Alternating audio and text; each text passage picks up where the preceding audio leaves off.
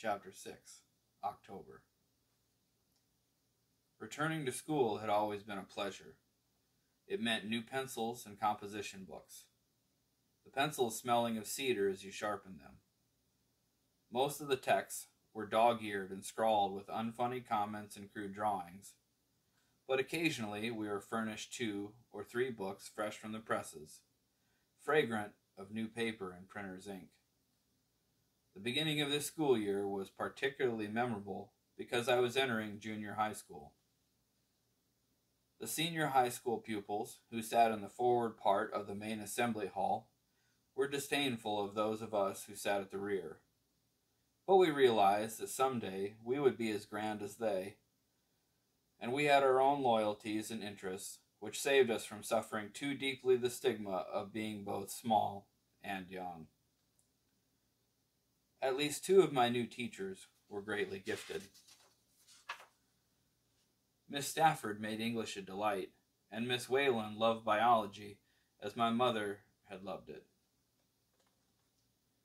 My only reluctance upon hearing the first school bell in October 1918 was that I must end my summer with Rascal and lock him firmly in his chicken wire mansion.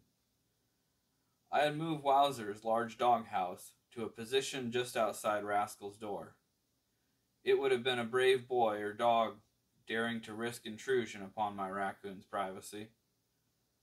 Well aware of his trust, Wowzer lay just outside the cage, his huge muzzle and deep, compassionate eyes turned toward the small prisoner just inside the wire. Rascal, reaching out to his shoulder, patted Wowzer's nose, and the St. Bernard invariably licked the little paw extended in friendship. When Rascal chirred and trilled, Wowzer answered with a big, gruff, affectionate bark, ending sometimes in a howl of sympathy. Donnybrook was also concerned, adding a soft whicker from the nearby paddock. There was a real companionship in that backyard. I did what I could to make the imprisonment more bearable. I always shared at least 1 meal a day in Rascal's cage, and we were together before and after school. I took him to the garden to help me harvest the dry navy beans and Hubbard squashes. He liked to have me rake leaves, burrowing into each bright pile and popping up to surprise me from unexpected places. And he became a real asset in the new job I had taken selling magazines. He attracted customers wherever we went. There must be hundreds of thousands of men who sold the Saturday Evening Post when they were boys, and I joined their ranks during the first week of October. I was very short of cash, and I realized that I would have to work harder if I were ever to earn the money for the canvas for my canoe. Putting Rascal in my bicycle basket, I pedaled down to the magazine and stationery store owned by Frank Ash, which occupied the building next to the Tobacco Exchange Bank. The big bundles of posts had just arrived on the Thursday train, and each of us took 50 copies as a starter. On the cover was a little girl placing a garland of flowers around a service flag, and I was impressed all over again by the fact that this magazine had been founded by Benjamin Franklin. Either Frank Ash or the circulation manager of the Curtis Publishing Company had made a diabolical decision in a desperate attempt to unload another of their periodicals. For each 50 posts, we had to sell 5 copies of The Country Gentleman. Ours was a town filled with retired farmers, but not one of them wanted that magazine. Rascal furnished such an animated sideshow, however, that we often persuaded customers to take both publications. We bicycled through the autumn dusk crying, "Saturday Evening Post, 5 cents. Get your post here, Mister, 5 cents. Only 5 cents. Saturday Evening Post." It was rumored that in biology class we were to learn the facts of life that year. Most of us already had some misinformation on the subject, but I was very vague as to how little girls are constructed. However, being not quite 12, I was not in complete despair about my ignorance. What did puzzle me, however, was how such a lovely, delicate creature as Miss Whalen, with lights in her hair and eyes, could possibly tell a mixed class how babies are made. Fortunately, this would come much later in the term, and she would have many months to lead up to the subject by way of the lesser fauna. Our biology teacher had her own method of inspiring the class. She taught instinctively. If wild geese were noticed crossing the October sky, she would call us all to the windows to hear their distant clangor and to watch them veering southward. She told us how one gander after another took that difficult position at the point of the V, breaking the air resistance for those behind, and how these same brave male birds, sometimes a widowed gander, kept lonely vigil at night, guarding over the flock while the others slept. We are on a branch of the great Mississippi Flyway, she said. That is why we have the wonderful opportunity of watching so many thousands of birds migrating northward in the spring and south again in the autumn. Then she told us that wild geese, like swans, are mated for life, and accompany each other season after season to rear their goslings in the Arctic and to winter in the southern bayous. That's why it's wicked to shoot a wild goose or swan, she said. It leaves a widowed mate. On the first day of school, she captured our attention by asking each of us about our pets. Almost everyone had a cat or dog or canary or pony, but I was the only one in the class who had a raccoon. Many animals were to be invited on various days to attend our biology class. She asked Bud Babcock to bring his little terrier to school, and other pupils to bring goldfish, a parrot, and a tame squirrel. But Rascal and I had the honor of receiving the first such invitation. After class, I stayed for a moment to talk to Miss Whalen about my raccoon, and to ask her a question which had been intriguing me for several weeks. Do you think raccoons will become human beings sometime? I asked hopefully. Why, Sterling, what a strange idea. Ernest Houghton, who lives next door to us, is studying anthropology, and he has a theory that the hands teach the brain. Yes, Miss Whalen said thoughtfully, possibly they do. And he thinks that because our ape-like ancestors stood up and used their hands and developed simple tools, their brains developed too. Well, that's an exciting idea, my teacher said. Well, my raccoon uses his hands all the time and gets brighter every day. So in 100 million years or so, couldn't raccoons develop into something like human beings? Stranger things have happened, Miss Whalen said. I'm very eager to see your bright raccoon. She gave me a warm smile, but she didn't laugh at me, or call my questions silly. And I left the classroom feeling that Miss Whalen was a very special person. On the morning Rascal was invited, I brushed and combed him until his dark guard hairs shone, and his gray underfur was as soft as lamb's wool. I used silver polish on his nameplate and saddle soap on his slender collar and leash. After all, it was to be Rascal's first day at school, and I wanted him to make the best possible impression. Fortunately, biology was our first class in the morning, so we didn't have to wait too long. Rascal's behavior was excellent. Clean, well-groomed, alert, and polite, he sat on Miss Whalen's desk as though he had spent most of his short life addressing biology classes. He asked a few questions about her glass paperweight, which when shaken produced a snowstorm over a toy village, and he gently examined this small globe of glass. As you can see, Miss Whalen began, raccoons are curious. Then she wrote on the blackboard, raccoon, an Indian word meaning he who scratches. Slammy Stillman raised his hand. Does he scratch because he has fleas? This produced laughter, and the teacher rapped lightly for order. I raised my hand and was acknowledged. Miss Whalen, Rascal's perfectly clean. He goes swimming every day, and he never had a flea in his life. I think, said the teacher, the Indians meant that raccoons scratch and dig for turtle eggs or other food along the shore. Sometimes they even dig for earthworms. Slammy scowled and slumped deeper in his seat. Does this raccoon remind you of any other animal? Miss Whalen asked.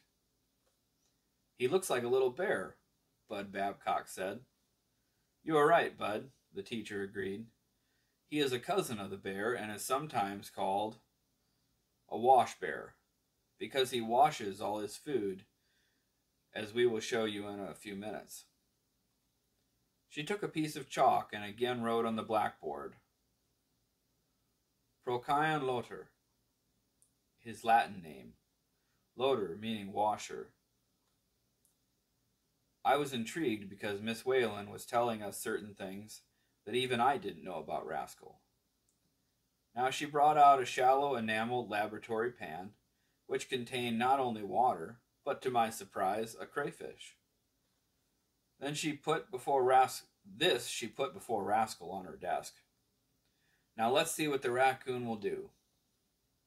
Rascal, like the wonderful little ham he always was, looked around the class and off through the windows while running his hands with a kneading motion all over the shallow pan. He knew exactly where the crayfish was, but he was showing off. Suddenly his body stiffened for a pounce, and 2 seconds later he had his prey fast in his grip and was washing it blissfully in anticipation of his feast. By this time the class was as happy as Rascal, and almost everybody clapped. Raccoons are omnivorous, Miss Whalen said, writing the word on the blackboard. This means they will eat almost anything. They live from the Atlantic to the Pacific and from southern Canada to Mexico. They have from 2 to 6 raccoon kits every May, usually in a hollow tree. And these kits mind their mother very well, trundling after her as she teaches them how to fish the edges of the creek.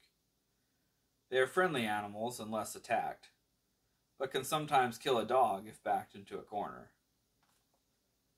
Miss Whalen asked me if I would tell briefly of my experiences with my raccoon, and I stood before the class petting Rascal as I talked.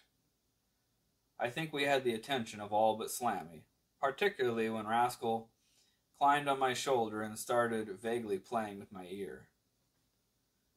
I even sleep with him sometimes, I confessed. He's a wonderful pet. Everyone wanted to touch him after that, so one by one, my classmates came up and petted him, some of the girls pretending to be a little frightened. Slammy was last of the line, and he slouched up, shifty-eyed and sneering. I was watching for trouble, but was a moment too late. Just as he reached the raccoon, Slammy stretched a heavy rubber band and snapped Rascal in the face. Very rarely before had I heard Rascal emit his scream of rage.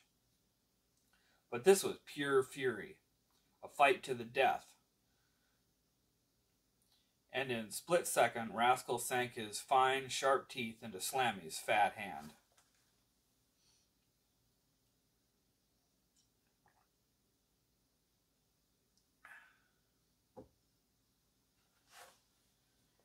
Slammy yelled until you could have heard him in the assembly hall. He danced around, shaking his hands, screaming, "Mad coon! Mad coon! You gotta shoot him now! Mad coon!" Miss Whalen's voice was cold and severe. "Slammy Stillman, everyone in this room saw what you did.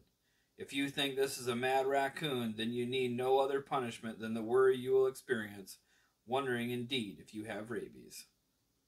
Here are some of Here, use some of this iodine on your little bite. Class is dismissed. Sterling, will you stay for a moment? I didn't know what my teacher would decree, but it proved almost as severe a punishment as she had given Slammy. She said, I'm sorry, but under the circumstances, you will have to cage your raccoon constantly for the next 14 days. If he should show signs of rabies, we would still have time to get pasture treatments for Slammy. But he isn't rabid, I protested. You saw what happened. I certainly did, and I feel certain he is a perfectly healthy animal, but we can't take a chance. She was silent for a moment. When she turned back to me, her mood had changed, and she said quietly, Rascal is a wonderful pet. Thank you for bringing him to class and for your good oral report. She petted the raccoon and added, You better take him home to his cage, Sterling. I'll explain to the other teachers why you'll be absent for the rest of the day. As I pedaled homeward with Rascal in the bicycle basket, he had already forgotten his recent fight. It was a crisp, clear autumn day as we entered the cage to begin the 2-week sentence. I had a crazy, affectionate thought. If they have to lock up Rascal, they'll have to lock me up with him.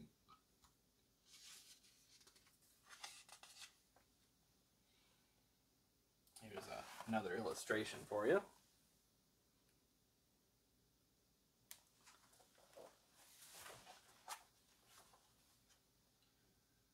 We sat eating soft-shelled pecans, wishing we could stay side by side forever, sharing a meal and each other's company. Slammy, unfortunately, did not die of rabies. In fact, the punctures in his hand healed almost immediately, but the punishment inflicted on Rascal and me continued. We were jailmates for as many hours a day as I could join him. Rascal was beginning to get slightly plump in preparation for the winter.